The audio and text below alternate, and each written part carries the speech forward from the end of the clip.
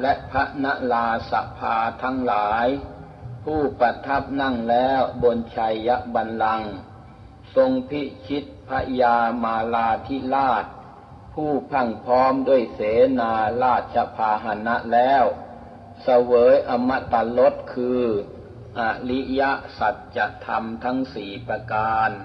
เป็นผู้นำสรรพสัตว์ให้ข้ามพ้นจากกิเลสและกองทุกข์มี28พระองค์คือพระผู้ทรงพระนามว่าตัณหังกรเป็นอาทิพระพุทธเจ้าผู้จอมมุนีทั้งหมดนั้นข้าพระพุทธเจ้าขออัญเชิญมาประดิษฐานเหนือเศียรเกล้าองค์สมเด็จพระสัมมาสัมพุทธเจ้าประดิษฐานอยู่บนศีรษะพระธรรมอยู่ที่ดวงตาทั้งสองพระสงฆ์ผู้เป็นอากรบ่อเกิดแห่งสรรพคุณอยู่ที่อกพระอนุรุทธะอยู่ที่ใจพระสารีบุตรอยู่เบื้องขวาพระโมคคัลลาอยู่เบื้องซ้ายพระอัญญาโกณฑัญญะอยู่เบื้องหลังพระอานนท์กับพระลาหุนอยู่หูฝาพระกัสสปะกับพระมหานามะอยู่ที่หูซ้ายพระมุนีผู้ประเสริฐคือพระโสภิตะผู้สมบูรณ์ด้วยสิริดังพระอาทิตย์ส่องแสงอยู่ที่ทุกเส้นขนตลอดล่างทั้งข้างหน้าและข้างหลังพระเถระกุมารกัสสปะผู้แสวงบุญทรงคุณอันวิเศษมีวาทะอันวิจิตรไพเราะอยู่ปากเป็นประจำพระปุณณะพระอังคุริมานพระอุบาลีพระนันทะและพระศรีวลีพระเถระทั้งห้านี้จงปรากฏเกิดเป็นกัจจจุลเจิมที่หน้าผากส่วนพระอสีติมหาเถระที่เหลือผู้มีชัยและเป็นพระโอรสเป็นพระสาวกของพระพุทธเจ้าผู้ทรงคุณชัยแต่ละองค์ล้วนรุ่งเรืองไพโรจน์ด้วยเดชแห่งศีลให้ดำรงอยู่ทั่วอวัยวะน้อยใหญ่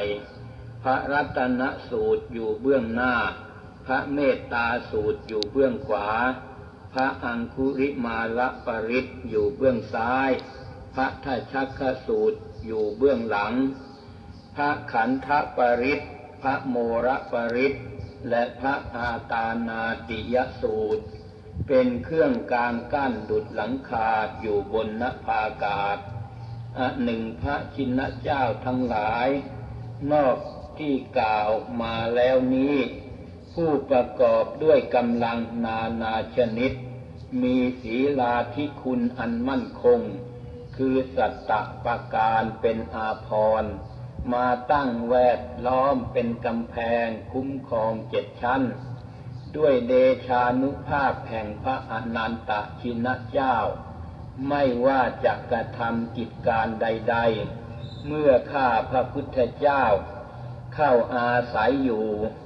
ในพระบัญชรแวดวงกงล้อมแห่งพระสัมมาสัมพุทธเจ้าขอโรคะอุปัฏฐวะทุกข์ทั้งหลาย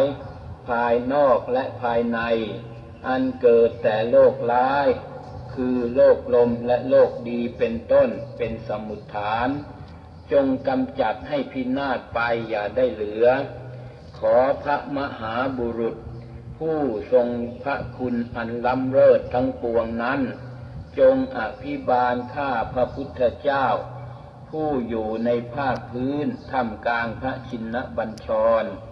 ข้าพระพุทธเจ้าได้รับการคุ้มครองปกป้องรักษาภายในเป็นอันดีชะนี้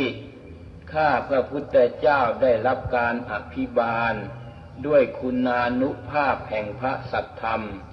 จึงชนะเสียได้ซึ่งอุปัฏฐวันตรายใดๆด้วยอานุภาพแห่งพระชินพุทธเจ้าชนะข้าศึกศัตรูด้วยอานุภาพแห่งพระธรรม